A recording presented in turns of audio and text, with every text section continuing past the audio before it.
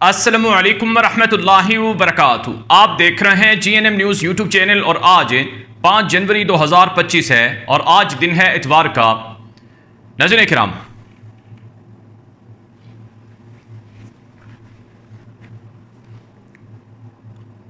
अस्सलामु अलैकुम वरहमतुल्लाहि वबरकातुहू। आप देख रहे हैं जीएनएम न्यूज़ यूट्यूब चैनल और आज 5 जनवरी 2025 है और आज दिन है इतवार का। नाज़रीन किराम, यमन से इसराइल पर मिसाइलों के हमले नहीं रुके हैं। रात गए एक मरतबा फिर यमन से हूसी बागी ग्रुप की तरफ से इसराइल के दारुल हुकूमत तल अबीब पर हाइपरसोनिक मिसाइल हमला किया गया है। हाइपरसोनिक मिसाइल दुनिया के सिर्फ चंद ममालिक के पास है, जिनमें से तादाद जो बताई जाती है वो 5 से 10 के दरमियान है कि जिनके पास हाइपरसोनिक टेक्नोलॉजी है। उनमें से एक यमन भी है। तो यमन में जो हूसी ग्रुप है इनके पास हाइपरसोनिक मिसाइल हैं और ये रोजाना इसराइल पर मारते हैं। अब जो कल रात यमन के हूसी ग्रुप की तरफ से इसराइल पर जो मिसाइल मारे गए हैं, इस हवाले से इसराइल का मीडिया ये बता रहा है कि हमने ये मिसाइल इसराइल दाखिल होने से पहले ही मार गिराया था और ये इसराइल की हुदूद में जैसे ही इंटर हुआ तो हमने इसे जो अपना एयर डिफेंस सिस्टम है उसके जरिए से मार गिराया है। लेकिन नाज़रीन किराम, यमनी हूसी ग्रुप की तरफ से दावा किया गया है कि हाइफा के जुनूब में वाक़े एक इसराइल का बहुत बड़ा बिजली का स्टेशन है या जिसे पावर ग्रिड स्टेशन कहा जाता है, हमने उसको निशाना बनाया है और हमारा मिसाइल कामयाबी से जाकर हिट हुआ है। लेकिन इस दौरान नाज़रीन किराम बताया जाता है कि इसराइल में सायरन बजे हैं और सायरन के बजने की वजह से लाखों इसराइली नींद से बेजार हुए हैं और वो नींद छोड़कर ज़ेर ज़मीन पनागाहों की तरफ आधी रात को भागे हैं और इस दौरान कई जख्मी भी हुए हैं। याद रहे, तल अबीब हो, हाइफा हो, अस्कलान हो या फिर नाज़रीन किराम इसराइल के दीगर इलाके, ये सब के सब पिछले कई हफ्तों से मुसलसल यमनी हूसियों के मिसाइलों की जद में हैं और ये इलाके गैर अमन वाले हो चुके हैं, यानी बदअमन हो चुके हैं। और यहाँ पर किसी भी लम्हे कोई भी मिसाइल आ सकता है, किसी भी लम्हे कोई भी ड्रोन आ सकता है, जिसकी वजह से इसराइली बहुत ज़्यादा परेशान हैं और जहनी डिप्रेशन का शिकार हो चुके हैं।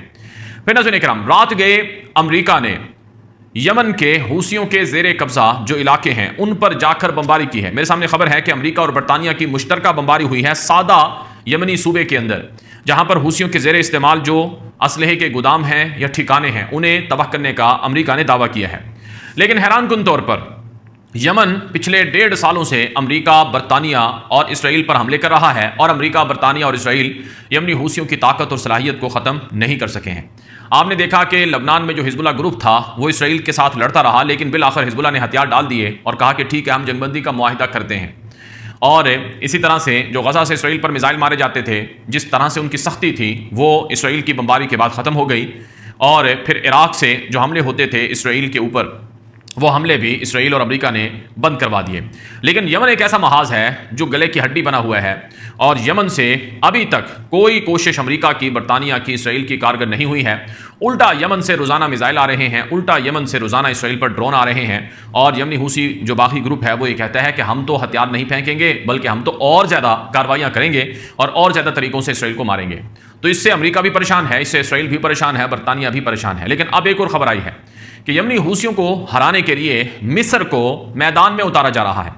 खबर आ रही है कि मिस्र, जिसके पास नहर सुइज़ है, आपने रेड सी का सुना होगा, बाहर अहमर का सुना होगा, जो बाहर अहमर है इसके किनारे पर नहर सुइज़ बनी हुई है जो आज से 100 साल पहले बनाई गई थी।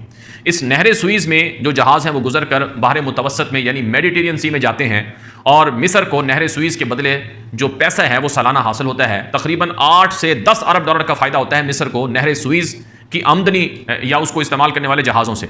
अब पिछले 1 साल से जब से ये लड़ाई चल रही है, यानी यमनी हूसी मिसाइल मारते हैं, बहरी जहाज़ बाहर अहमद से गुजरते ही नहीं है। दुनिया की बड़ी बड़ी जहाज़ों की कंपनियां थी, वो वहाँ से जहाज़ों को नहीं गुजारती।